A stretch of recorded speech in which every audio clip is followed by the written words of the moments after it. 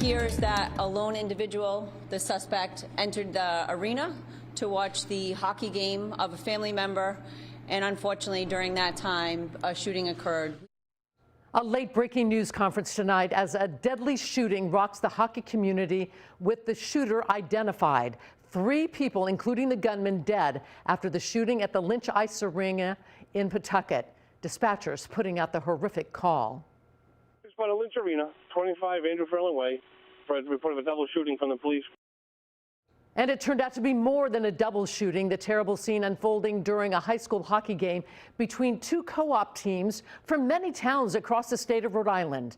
Police just identifying the shooter as Robert Dorgan, who also goes by Roberta Esposito. And we've confirmed tonight that the shooter at Lynch Arena is the father of a North Providence senior playing in the game tonight. Good evening, I'm Patrice Wood. Let's bring in some new video from the scene. It shows a white van being towed away from the ice rink. It has Maine license plates. Pawtucket police told our reporters tonight that anything taken from that scene tonight could be connected to the shooting. We have live Team 10 coverage tonight. The night team's Mike Cerullo will have new witness accounts, but let's begin with the night team's Leanna Falk, who's been on the scene since this happened. Leanna? Yeah, Patrice, Pawtucket police confirming tonight that the suspect has been identified as 56-year-old Robert Dorgan. Chief Goncalves says Dorgan also goes by Roberta Esposito.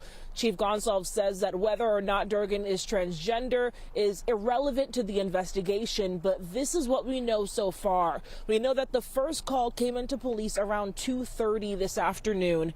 We know that we received some video of the recorded live stream that NBC 10 received showing the moment gunfire erupted inside the arena. Players on the ice suddenly looked toward the stands, some jumping over the boards, others skating hard toward the far end as parents and fans scramble for cover. We heard multiple shots, at least a dozen, echo as people rushed toward the exits. Now, police say officers were on scene within 90 seconds tonight. The chief clarified that it was a Good Samaritan who actually stepped in and tried to subdue the suspect. Chief Goncalves confirmed firearms were retrieved from the scene and more than 100 witnesses have now been interviewed. A targeted event. It looked like it was a family dispute, and there was one individual that was a family friend. But as for identifying the victims at this time, it's too early in the investigation to identify people because obviously we want to make sure that their families are well aware of what's going on before we put it out to the public. Mayor, have you been in touch with Governor McKee? Is there a reason he isn't here tonight? Yes, no, we've been in touch. He's been allowing, and I'm sorry.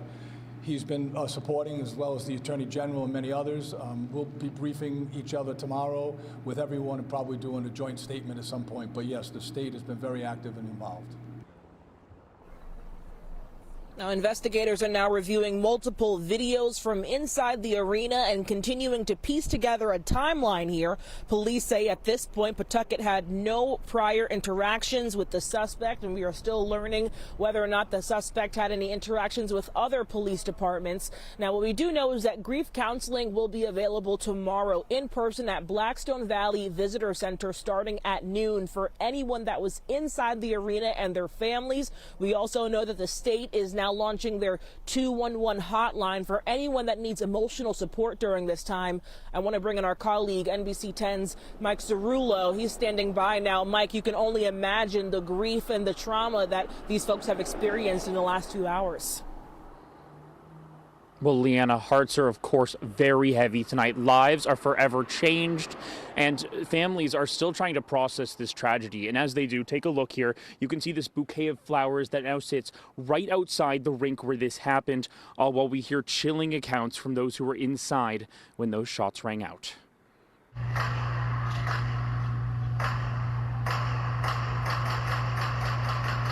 It was like bop, bop, and I thought it was balloons. But it just kept going, and it was actually gunshots. What was supposed to be a night of celebration quickly turned to chaos. I just thought it was balloons popping because it was senior day, but one of the other people who was in the box with me, the scorer's box, said, "That's gunfire, get down." That's the voice of Brandon Mello, the sports editor for the Call-In Times in Woonsocket and Pawtucket. He was inside the rink during the shooting. All my information was the individual came from the top bleacher spot, went down to the second or third row, and started firing at people in that row. I just saw everyone scrambling off that bench and running out of the doors. And after the gunshots, me and my teammates ran right to the locker room, and we just bunkered up, and we pressed against. My bad. I'm sorry. We pressed against the door and just tried to stay safe down in there. Amidst the chaos, Mello describes a potentially life-saving act. A man in the stands who tried to stop the shooter. Talked to, let's see, 3 or 4 sources or people that were in the stands. I mean, call them whatever you want. That said a North Smithfield father who doesn't have a kid on the team was just there to support the seniors.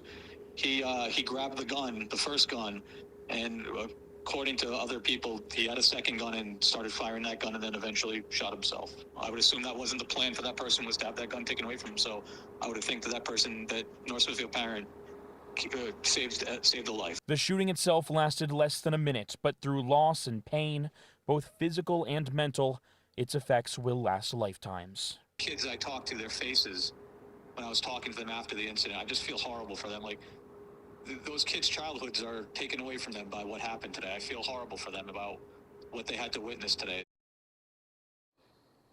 Just truly heartbreaking. And there were families and students here from several towns all across Rhode Island, all touched by this awful tragedy. Now, there are still questions about exactly what led up to this. Police have said it was a family dispute, and we're learning more information as these families grieve and these students process just what happened here. Just truly heartbreaking. We'll send it back to you, Patrice. We feel so terrible for the families. All right, this just in tonight. Rhode Island Governor Dan McKee took to social media less than an hour ago. In the wake of this tragedy, he released a video statement saying too many Rhode Islanders know what it feels like to lose someone to gun violence just 2 months after the Brown University shooting. Our state is grieving again.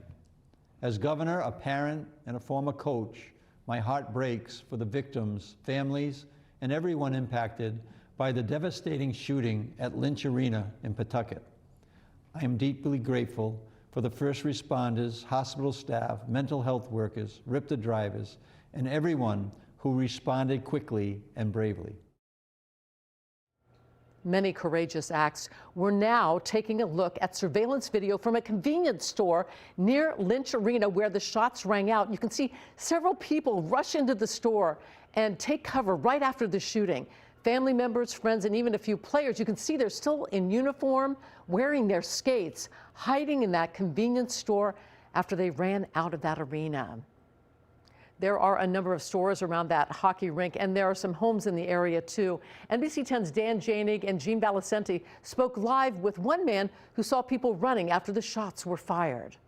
I saw a lot of parents kids, parents just running out just in an absolute frenzy. When you first walked up here and told me the story, you had tears in your eyes, and you didn't want to do it, and then you came back. What brings tears to your eyes when you see this? You're across the street. Is something hit home with you? I mean, it's my community. You know, this is my home. You know, after what happened at Brown, you know, happening so soon, especially as, 200 feet from where I live, you know, I just never thought that something like this would happen, especially with kids involved. It's something I can't really wrap my head around. Wow, 200 feet from where he lives. This is impacting families across Rhode Island tonight. The hockey players were from schools in a number of cities and towns and 2 independent schools. And I want to bring in Sports Team 10's Frank Carpano, and we want to let you know that the Rhode Island Interscholastic League took action after the shooting. It temporarily has suspended all games tonight, Frank. Yes, Patrice, the executive director says this is out of respect for the victims and to reflect on the violence, but it's not yet clear when they will resume. Mike Lenny saying in part that their thoughts are with the victims, their families, and all those affected by this horrific event. The organization says it is in contact with the governor's office and the Department of Education to provide aid and support. Now, as we mentioned, a half-dozen schools were involved in the hockey game today. There were 2 co-op teams from across Rhode Island, including Coventry, North Providence, Johnston, North Smithfield, St. Ray's, and Providence Country Day School. Now, for those of you who don't know what a co-op team is, it's a group formed by combining athletes from 2 or more schools. Some are public schools, some are private schools on this list that impact students from communities across the state. And this tragedy is reaching the entire sports community. Teams from across southern New England and beyond are sharing their condolences, starting with the Boston Bruins. That organization saying, "We are deeply saddened that a place meant for celebrating hockey and bringing people together was touched by this violence." The New England Patriots also heartbroken by the shooting, saying their hearts are with the students, coaches, and fans. And we will end with Rhode Island FC. Of course, they call the city of Pawtucket home. The team based at Centerville Bank Stadium, sending their condolences to the victims, their families, and the entire Pawtucket community. Rhode Island Hockey Hall of Fame also sending its prayers to those impacted, as the hockey community is really a tightly knit group. The organization calling the mass shooting unconscionable. These games will never be the same now. No. All right, thank you, Frank.